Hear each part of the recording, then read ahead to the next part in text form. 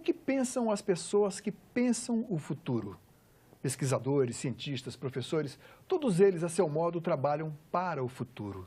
E para falar desse tema, com muito prazer e muita curiosidade também, Cidadania recebe Isaac Reutemann, professor universitário, cientista e pesquisador. Seja bem-vindo, professor. Muito obrigado pelo convite. Professor, o cotidiano das pessoas do mundo vem mudando com uma velocidade impressionante. Objetos desenvolvidos cada vez com maior perfeição, telefone celular, por exemplo, o acesso às redes sociais, às comunicações, enfim, tudo isso vem mudando o nosso dia a dia e mudando os costumes também. Eu queria que o senhor fizesse confessasse, assim, para a minha curiosidade, de todas essas invenções mais recentes, de todos esses objetos, esses recursos que nós temos materiais, de software, hardware, o que mais lhe impressiona? E o que o senhor acha que tem maior potencial para mudar? E o que vem por aí? Bem, como você falou, houve modificações numa velocidade nunca antes alcançada, né? Na minha juventude, para fazer uma ligação para uma outra cidade, eu tinha que entrar numa agência telefônica, pegar uma senha, esperar uma cabine, pedir a ligação, e a ligação era toda interrompida. Hoje, praticamente em todos os lugares, seja com o telefone celular, você não se comunica só com a outra cidade, mas com o mundo, né? Eu tenho a impressão que o grande impacto foi na tecnologia de comunicação e informação, porque abriu uma porta para o acesso do conhecimento. O conhecimento antes era feito através de livros, que eram caros, e era feito na escola através dos professores, né? Os professores eram a janela entre conhecimento e o estudante. E as aulas eram dadas de cima para baixo, né? De cima para baixo. E, aliás, as escolas estão ultrapassadas e pouca gente percebe que era válido isso no século XIX e talvez até a metade do século XX. Hoje continua ainda a aula expositiva, né? Expositiva e a repreensão ao estudante curioso, que levanta a mão fazendo uma pergunta, o professor, coitado, com esses avanços da informação e dos avanços da tecnologia, os avanços da ciência, ele não tem tempo de absorver, ele não gosta muito que venham as perguntas, então ele repreende e isso faz com que o estudante se sinta amedrontado e já não pergunte, e isso vai ceifando a curiosidade do estudante. Mas eu diria que o grande avanço foi a facilidade do acesso ao conhecimento. Mas nós somos bombardeados por todo tipo de informação, sobretudo os mais jovens, sobretudo talvez aquilo que nos atrai mais, a possibilidade de ter acesso a imagens, a narrativas, imagens, sons, num outro tipo, é como se o antigo cinema estivesse nos acompanhando à nossa mão com um cardápio imenso de escolhas. E isso também traz informações que não são verdadeiras. O papel do professor seria, então, uma espécie de auxiliar no filtro daquilo que é verdadeiro, daquilo que tem valor ou não? Na realidade, é a função da escola e o professor é o elemento principal da escola, no sentido de exercer, estimular o pensamento crítico nos estudantes para que eles possam fazer essa filtragem. Porque o acesso ao conhecimento ele é feito fora da escola. Então, o professor não está ali presente para poder mediar, para poder filtrar, separar, etc. Então, eu acho que o foco é preparar o estudante no sentido de ter um pensamento crítico, para ele poder ter essa ferramenta de distinguir um conhecimento qualquer, da importância desse conhecimento e também da veracidade desse conhecimento. Então, a escola hoje, como ela existe hoje, não faz esse papel. E o estudante não é só influenciado pela internet, quando ele vai procurar alguma coisa, mas também pelos outros meios de comunicação. Então, pela televisão, pelos jornais, pelas revistas. Então, na realidade, nós precisamos preparar no sistema educacional esse estudante para poder filtrar, selecionar esses novos conhecimentos que ele vai adquirindo. Esse seria o papel do professor na educação do futuro? Um dos papéis, né? O outro papel, o professor tem que... Porque a educação deve ser feita de forma individual. Então, um professor hoje, numa sala de aulas com 30 alunos, ele não pode analisar os potenciais e os problemas dos estudantes. Então, o ideal seria ele ter uma série de professores que conhecessem o aluno e que os alunos, cada aluno é diferente do outro. E ele, então, fizesse um trajeto educacional compatível com aquele estudante. Então, ele é um orientador, ele deve ser também um estimulador para o conhecimento e ele também deve ter a aptidão de identificar conflitos e ajudar a resolver conflitos. Conflitos que ocorrem na escola ou conflitos que ocorrem ao nível familiar ou no nível social do estudante. Quer dizer, o professor tem hoje uma função muito mais importante que o professor clássico, que era chegar numa aula, vomitar geralmente conteúdos inúteis, que são absorvidos pelo aluno. Ele tem que provar depois numa avaliação que aprendeu alguma coisa, e depois da avaliação todo aquele conhecimento se esvai e ele não avança no sentido de se preparar para uma vida contemporânea e para um futuro que é muito incerto. De maneira que a escola tem que mudar e o professor também. Bom, nós já estamos falando de uma espécie, de um tipo de trabalho bastante nobre, que é o trabalho do professor, que é o trabalho de ensinar e educar as futuras gerações. Perfeito. Mas o próprio mundo do trabalho, ao qual os alunos, no futuro, no qual querem se inserir, todo mundo quer ter um trabalho, ter uma ocupação, quer achar aquela vocação, nem todos conseguem, é claro. E o ensino, eu diria, ideal, ou pelo menos mais próximo do ideal, seria aquele que formasse as gerações para o futuro que se apresenta aí. Mas, por outro lado, o avanço da tecnologia está criando uma outra zona também bastante sombria, que é a extinção da função do homem no mundo do trabalho. O que o senhor poderia falar a respeito disso? Nós estamos, como a velocidade dos avanços tecnológicos é muito rápida, certas profissões ou vão desaparecer ou vão ter uma importância menor. Por exemplo, numa fábrica, numa indústria, em que os robôs estão sendo substituídos pelos operários. Então, é uma realidade, que às vezes tem uma indústria, um empreendimento qualquer que tem 50 empregados e agora tem 5. As agências bancárias, por exemplo, as agências bancárias bancos estão demitindo muitos funcionários. Porque com o avanço da tecnologia, você faz a grande maioria das transações bancárias sem ir no banco. A informatização, a automação. Exatamente. Qual o risco disso tudo e como isso impacta o ensino e a educação? Na realidade, se você tiver uma educação básica, sólida, você pode talvez estar preparado para que durante a sua vida útil tenha mais de uma profissão.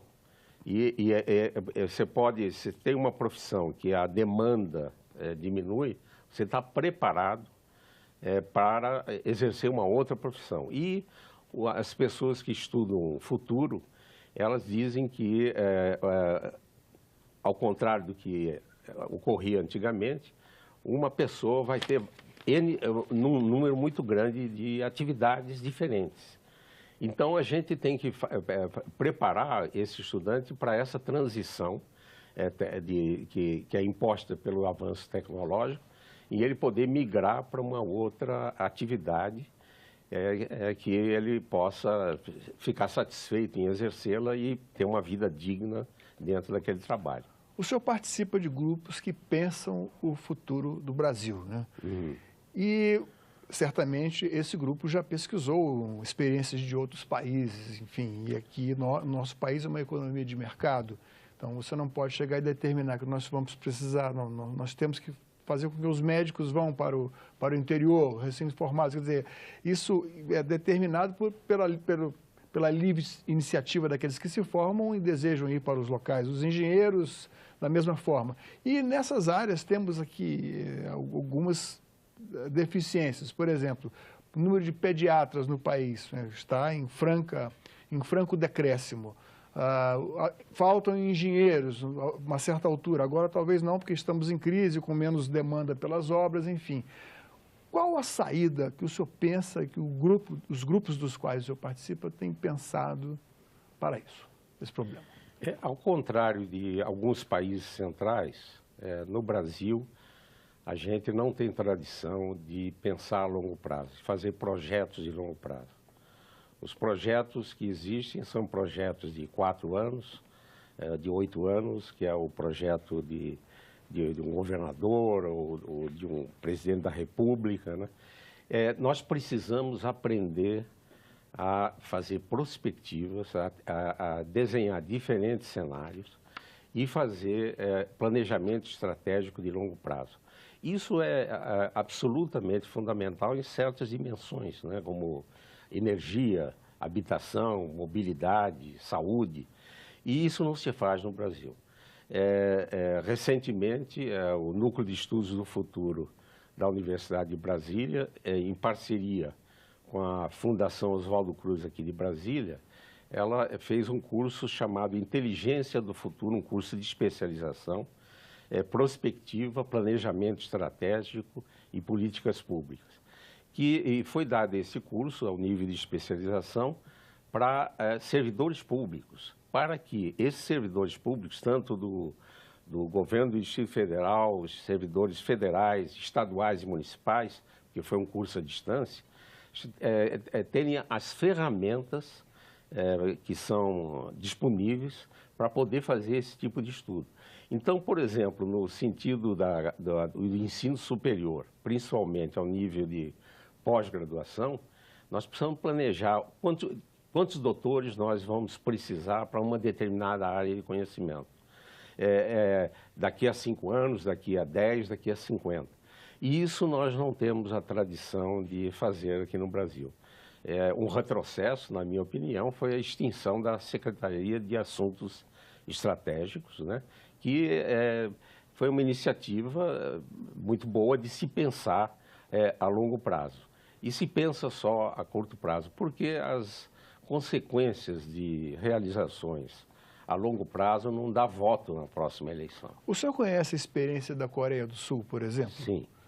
Porque a Coreia do Sul era um país, além de pequeno, com poucos recursos naturais, mas que, graças ao que se diz que foi um investimento maciço em educação, se tornou um daqueles, já não é mais nem um tigre asiático, é uma potência mundial. Todo mundo sabe o que é Hyundai, o que é o Samsung, que, enfim, são gigantes nas suas áreas de atuação.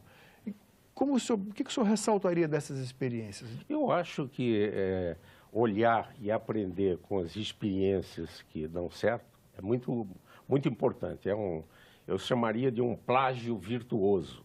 Então, o que ocorreu na Coreia do Sul é que eles decidiram colocar a educação como prioridade. E há 50 anos atrás, por vários indicadores de desenvolvimento, nós estávamos equivalentes, ou até um pouquinho melhor que a Coreia do Sul. Hoje, a distância que nos separa da Coreia do Sul é enorme. Então, é investir em recursos humanos. Agora, investir não em número de graduados ou de doutores, mas na qualidade e no equipamento desses doutores e poderem realmente fazer o avanço da ciência e resolverem os problemas da sociedade. O senhor, como um planejador, um pensador do futuro, o que o senhor pensaria para o Brasil daqui a 20, 30 anos? O senhor apostaria em quê? Olha, eu diria que a prioridade seria a educação e a educação a partir da primeira infância, que é definida no período de 0 a 3 anos. Os neurocientistas, isso são avanços dos últimos 20 anos, eles provaram que a formação dos neurônios e a conexão entre esses neurônios, que são chamados de sinapse, ocorre numa velocidade espantosa entre 0 a 3 anos. Se a gente não estimular essas sinapses, depois elas ocorrem num nível muito pequeno. Então, nós devíamos ter uma política pública que estimulasse crianças de 0 a 3 anos, no sentido de terem a capacidade, as sinapses, que são fundamentais para o processo cognitivo depois dos 3 anos. E ter o que eu chamaria uma revolução educacional. E nós temos, podemos imitar outros países, mas temos teóricos da educação. Paulo Freire é o nosso paradigma, né, de ter as bases teóricas de uma educação onde o estudante é um protagonista dessa educação. Então, eu diria que, num horizonte assim, de 20 anos, se a gente começasse na primeira infância, a gente teria daqui a 20 anos uma geração de jovens completamente diferente, inclusive exercendo durante todo esse período o pensamento, que é importante não só para a gente avançar na ciência, mas para votar, né? Para poder ler a narrativa, o discurso de um candidato a qualquer cargo político, de poder avaliar e filtrar aquela filtragem que nós falamos no começo da nossa conversa, sobre de estar equipado para ser um bom profissional e um bom cidadão. E que papel teriam os meios de comunicação modernos nesse tipo de educação crítica? Um papel fundamental, né? Todos os meios de comunicação. A internet, né? A conexão, o conhecimento que a gente pode ter ao nível mundial. Os meios de comunicação mais restritos, que são os canais de televisão de um determinado país ou estado, a comunicação impressa, né? Através de meios impressos. E precisa ser repensada essa comunicação, né? Porque, vamos supor, uma família que não tem acesso aos canais a cabo, né? Elas têm uma limitação de canais em que a grande maioria do que eles assistem não contribui nada para esse amadurecimento. O senhor está fazendo uma crítica à televisão aberta? Alguns canais da televisão aberta, a maioria dos canais da televisão aberta, em que, inclusive, com o entretenimento, que alguns deles que podem, inclusive, terem uma finalidade de lavagem cerebral, de transformar, por exemplo, o indivíduo num consumista, e que vai mostrando heróis que são egoístas em vez de serem altruístas, né? Então, tanto a educação formal como o que eu chamo de educação informal, que é aquilo que se adquire fora da escola, e aí os meios de comunicação são instrumentos poderosos, precisavam ser revistos, né?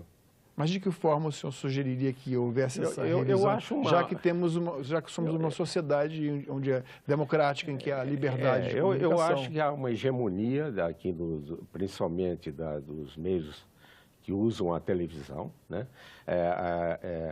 Existem meios alternativos, mas com dificuldades financeiras de produzirem conteúdos 24 horas com qualidade, né? Precisa ser revisada e talvez, eu daria como exemplo o seguinte, a Rede Globo. A Rede Globo aberta é um canal que tem certas características. A mesma Rede Globo, que tem um canal Futura, é completamente diferente. É a mesma infraestrutura, grupo, os mesmos donos, que na televisão aberta mostram a maioria dos programas num determinado formato e é completamente no canal Futura, né? A gente poderia dizer, se a gente não soubesse que a Globo Aberta e o Futura estivessem no mesmo país, que eram dois países diferentes. Então, nós temos a possibilidade técnica das nossas televisões abertas. Agora, nós precisamos... É claro que temos que ter um entretenimento que possa levar atrativo, né? Atrativo e levar cultura, né, nas suas entrelinhas, né?